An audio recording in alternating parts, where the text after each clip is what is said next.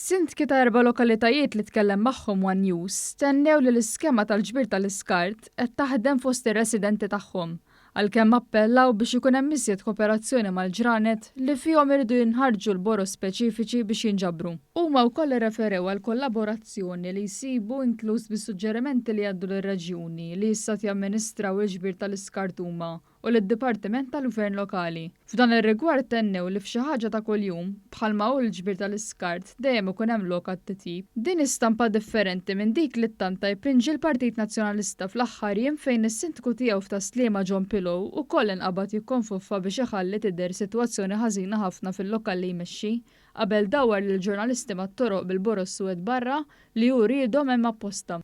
Recap fuq sitwazzjoni li kienet jimmanipula hu stess, il-Partit Nazzjonalista akkuża lill-Gvern li tilef il-kontroll u li kienet jagħlaq għajnejha l-problema.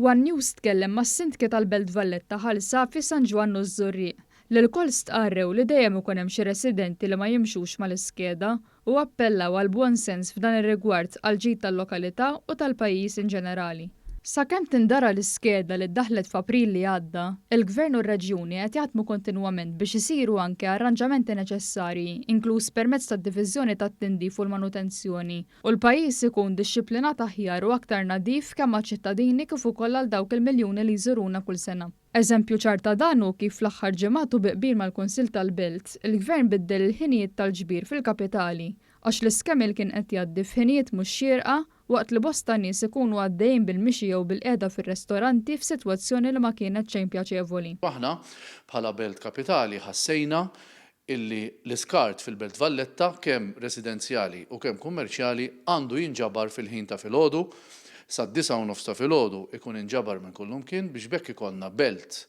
lesta biex tilqa' lil Maltin u l-Awċin lir-residenti u lit-turisti. Ma jistax ikun aħna għedna isma' ma jistax ikun illi naraw skemil tal-iskart għaddejja minn qalb it-turisti u l-Maltin waqt li qegħdin jieklu kultant brieħa mhux pjaċevoli. Allura ħadimna mal-Gvern biex inbidlu il-ħinijiet, l-iktar importanti huwa li kulħadd jikkoopera. Fil-lokalità ta' Ħalsafi iltqajna mas-sindku jew Ħamula li wkoll esprima kif qed issir kollaborazzjoni mar-reġjun il-lokali jaqa' taħtu. Nista' ngħid li mixjin tajjeb ħafna, in-nies draw l-iskeda wkoll u ta' ftit l-emmolaw li dejjem ikollok illi mbagħad nindirizzawhom aħna bħala kunsill wieħed ikellimhom bil-kelma tajba, nista' ngħid li mixjin tajjeb ħafna anke fejn jidħol ġbir ta' skart u anke mal-kuntrattur u anke bħala kuntatt mar-reġjun tagħna aħna nagħmlu mar-reġjun Punent għandna kuntatt regolari ħalli fejn jkollok dawk l-affarijiet iż-żgħar li jonqsu wieħed ikun jista' jindirizzhom. Fiż-Żurrieq ukoll is-Sindku Rita Grima esprimiet sentiment simili. Jien sa fejn naf jien tidher li qed taħdem naqgħu mhux ħażin.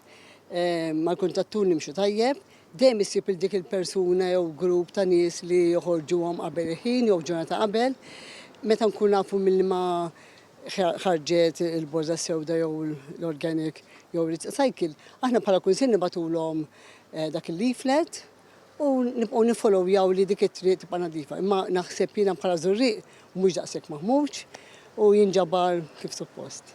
Trevor Fenech, sindku ta' San Ġwan, tenna li l-edukazzjoni trid tibqa' u li l-kollaborazzjoni ta' kulħadd li tikkontribwixxi għal ambjent nadif. Aħna nħeġġu li kemm jista' jkun in-nies jimxu ma' din l-iskeda, nimxu mal-ħinijiet, nimxu mal-ġurnata. Ħalli bekk bil-kollaborazzjoni ta' kulħadd naslu fejn iridu naslu. Jiġifieri iktar riċiklar u inqas borza sewda. Dan għaliex biex aħna nkunu aktar favur l-inizjattivi ambjentali. L-iskeda li tara l-boros organiċi jinġabru nhar ta' tnejn l-erba' u l-ġimgħa, il-borza sewda nhar ta' tlieta u s-sibt u l-griża jew ħadra ta' riċiklabbli kull nhar ta' ħamis saret obbligatorja minn April li għadda. Minn nofs ix-xahar id-dieħel kif jgħaddu l-ewwel 6 xhur se jibdew jinħarġu multi kemm lir-residenti kif ukoll il-negozji li ma joħorġux il-borza tajba fi żmienha. Wara l-ewwel twissija, residenti jeħel 25 euro għall-ewwel kontravenzjoni u 50 euro jekk jirrepeti l-offiża. Fil-każ tan-negozji l-multajiet ta' 75 euro u 150 euro għall-offiża repetuta.